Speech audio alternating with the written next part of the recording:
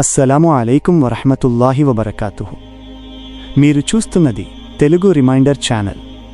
ఇది మా ప్రత్యేకమైన రంజాన్ 2026 పూర్తి ఇస్లామిక్ గైడ్ సిరీస్.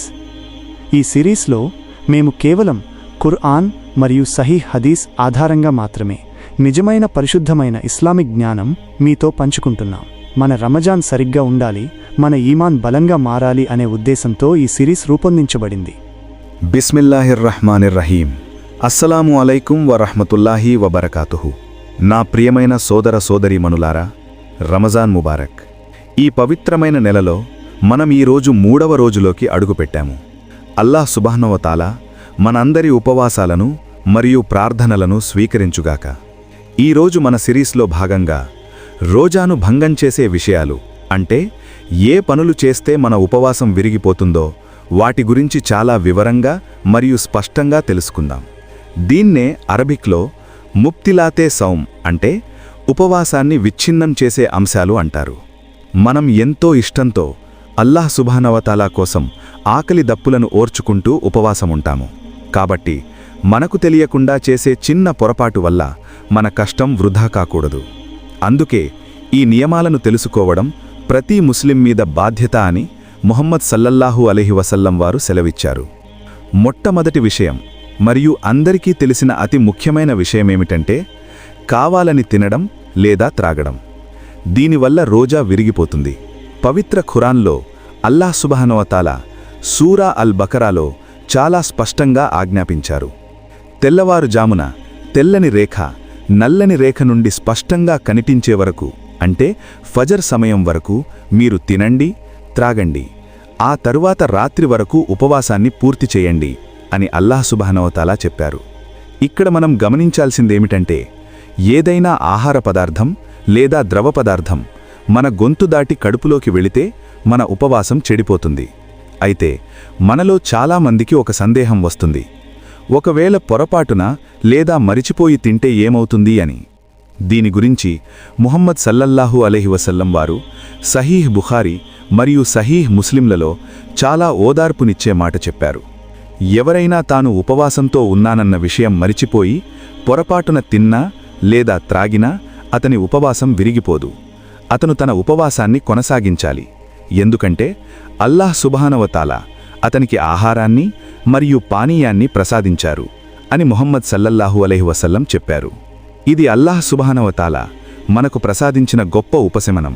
కానీ మనం స్పృహలోకి వచ్చిన వెంటనే తినడం ఆపేయాలి. రెండవ ముఖ్యమైన విషయం కావాలని వాంతులు చేసుకోవడం. దీన్నే అరబిక్లో ఇస్తికా అంటారు. మనకు అనారోగ్యం వల్ల దానంతట అదే వాంతి వస్తే ఉపవాసం విరిగిపోదు. కానీ ఎవరైనా కావాలని నోట్లో వేలు పెట్టుకుని లేదా మరే ఇతర పద్ధతిలో వాంతి చేసుకుంటే వారి ఉపవాసం ఖచ్చితంగా విరిగిపోతుంది. దీని గురించి ముహమ్మద్ సల్లల్లాహు అలైహి వసల్లం వారు ఒక హదీసులో వివరించారు. ఎవరికైనా వాంతి దానంతట అదే వస్తే అతను ఆ రోజాను పూర్తి చేయవచ్చు. కానీ కావాలని వాంతి చేసుకుంటే మాత్రం అతను ఆ ఉపవాసానికి బదులుగా మరో రోజు ఉపవాసముండాలి, అంటే ఖజా చేయాలి అని ముహమ్మద్ సల్లల్లాహు అలైహి వసల్లం బోధించారు. అందుకే అనారోగ్యంగా ఉన్నప్పుడు చాలా జాగ్రత్తగా ఉండాలి. ఒకవేళ పరిస్థితి విషమిస్తే అల్లాహ్ సుబ్హానహు వ తఆలా మనకు సెలవిచ్చారు. ఆ రోజు ఉపవాసం వదిలేసి తరువాత రోజుల్లో పూర్తి చేసుకోవచ్చు. కానీ కావాలని చేసే పనులు మన ఇబాదత్, అంటే ఆరాధనను దెబ్బతీస్తాయి. మూడవ అతి ముఖ్యమైన మరియు సున్నితమైన విషయం భార్యాభర్తల మధ్య శారీరక కలయిక, అంటే ఇంటర్కోర్స్. ఉపవాసమున్న సమయంలో పగటిపూట భార్యాభర్తలు కలవడం వల్ల ఉపవాసం విరిగిపోవడమే కాకుండా అది చాలా పెద్ద పాపమవుతుంది.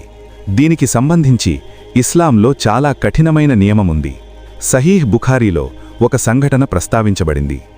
ఒక వ్యక్తి ముహమ్మద్ సల్లల్లాహు అలైహి వసల్లం వద్దకు వచ్చి, ఓ అల్లాహ్ ప్రవక్త, నేను నాశనమైపోయాను, నేను ఉపవాసంతో ఉండి నా భార్యతో కలిశాను అని బాధపడ్డాడు.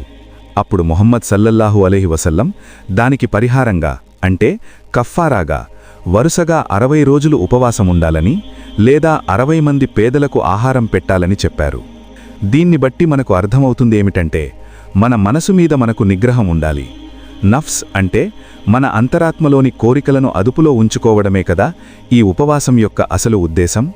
అల్లాహ్ సుబ్హానహు వ తఆలా మనకు హలాల్ చేసిన విషయాలను కూడా ఆయన కోసమే పగటిపూట వదిలిపెట్టడమే నిజమైన తక్వా, అంటే అల్లాహ్ భయం మరియు అల్లాహ్ మీద పూర్తి నమ్మకం. మనం ఈ విషయాలను కేవలం నియమాలుగా మాత్రమే చూడకూడదు. మన హృదయాలను అల్లాహ్ సుబ్హానహు వ తఆలా వైపు తిప్పుకోవడానికి ఇవి ఒక శిక్షణ లాంటివి. మౌలానా తరీక్ జమీల్ సాబ్ తన బయాన్లో తరచుగా చెప్పేలాగా, అల్లాహ్ సుబ్హానహు వ తఆలా మన ఆకలిని చూడాలని అనుకోవట్లేదు. ఆయన మన హృదయాల్లో ఉన్న ఇఖ్లాస్, అంటే నిష్కల్మషమైన భక్తిని చూడాలని అనుకుంటున్నారు. ఉపవాసమంటే కేవలం కడుపుని కట్టేసుకోవడం కాదు. మన కళ్ళు పాపపు పనులు చూడకుండా, మన నాలుక అబద్ధాలు మరియు ఇతరులను దూషించకుండా, మన చేతులు తప్పుడు పనులు చేయకుండా అదుపులో ఉంచుకోవాలి. ముహమ్మద్ సల్లల్లాహు అలైహి వసల్లం వారు సెలవిచ్చారు, ఎవరైతే ఉపవాసంతో ఉన్నా కూడా అబద్ధాలు చెప్పడం మరియు తప్పుడు పనులు చేయడం వదలరో, వారు తినడం త్రాగడం మానేయడం వల్ల అల్లాహ్ సుబ్హానహు వ తఆలాకు ఎలాంటి అవసరం లేదు. కాబట్టి కేవలం భౌతికమైన విషయాల వల్లే రోజా విరిగిపోదు. మన ప్రవర్తన వల్ల కూడా రోజా యొక్క అసలు ఉద్దేశం దెబ్బతింటుంది. సోదర సోదరీమణులారా, ఆలోచించండి, అల్లాహ్ సుబ్హానహు వ తఆలా మనకు ఎంతటి గొప్ప అవకాశాన్నిచ్చారో. ఈ 30 రోజులు మనల్ని మనం మార్చుకోవడానికి ఒక వర్క్షాప్ లాంటివి. మనం నమాజ్ విషయంలో జాగ్రత్తగా ఉండాలి. జకాత్ మరియు సదకా, అంటే దానధర్మాలు ఎక్కువగా చేయాలి. ఎందుకంటే ముహమ్మద్ సల్లల్లాహు అలైహి వసల్లం రమజాన్ నెలలో వేగంగా వీచే గాలి కంటే మిన్నాగా దానధర్మాలు చేసేవారు. మన అఖ్లాక్, అంటే మన క్యారెక్టర్ లేదా ప్రవర్తన ఎంత బాగుండాలంటే మనల్ని చూసి ఇతరులు ఇస్లాం యొక్క గొప్పతనాన్ని తెలుసుకోవాలి. ఎవరితోనైనా గొడవ జరిగినా నేను ఉపవాసంతో ఉన్నాను అని చెప్పి మౌనంగా ఉండమని ముహమ్మద్ సల్లల్లాహు అలైహి వసల్లం నేర్పించారు. ఇదే అసలైన సహనం, అంటే సబ్ర్. మన జీవితం చాలా చిన్నది. మనం ఎప్పుడు అల్లాహ్ సుబ్హానహు వ తఆలా దగ్గరకు వెడతామో మనకు తెలియదు. అందుకే ఈ రమజాన్లో మన ప్రతి ఉపవాసాన్ని ఎంతో జాగ్రత్తగా మరియు భక్తితో పూర్తి చేద్దాం. చివరగా, అల్లాహ్ సుబ్హానహు వ తఆలా మనందరికీ సరైన అవగాహనను ప్రసాదించుగాక. ఓ అల్లాహ్ సుబ్హానహు వ తఆలా, మా ఉపవాసాలను స్వీకరించు, మా తప్పులను క్షమించు, మా హృదయాలను నీ ప్రేమైక ఆరాధనలో స్థిరంగా ఉంచు. మాకు ముహమ్మద్ సల్లల్లాహు అలైహి వసల్లం చూపిన మార్గంలో నడిచే భాగ్యాన్ని ప్రసాదించు. మా కుటుంబాల్లో శాంతిని మరియు బరకత్, అంటే శుభాలను నింపు. ఈ పవిత్ర మాసంలో మేము చేసే దువాలను మరియు ఇబాదత్లను అంగీకరించు. నరకాగ్ని నుండి మాకు విముక్తి ప్రసాదించి జన్నతుల్ ఫిర్దౌస్లో ఉన్నతమైన స్థానాన్ని కల్పించు. ఆమీన్ యా రబ్బలాలమీన్. మీరు ఈ విషయాలను మీ స్నేహితులకు మరియు కుటుంబ సభ్యులకు కూడా తెలియజేయండి. దీనివల్ల వారికి కూడా సరైన జ్ఞానం లభిస్తుంది. రేపటి భాగంలో మనం మరిన్ని ముఖ్యమైన విషయాల గురించి మాట్లాడుకుందాం. అప్పటి వరకు అల్లాహ్ సుబ్హానహు వ తఆలా మనందరినీ తన రక్షణలో ఉంచుగాక. వస్సలాము అలైకుం వరహ్మతుల్లాహి వబరకాతుహు.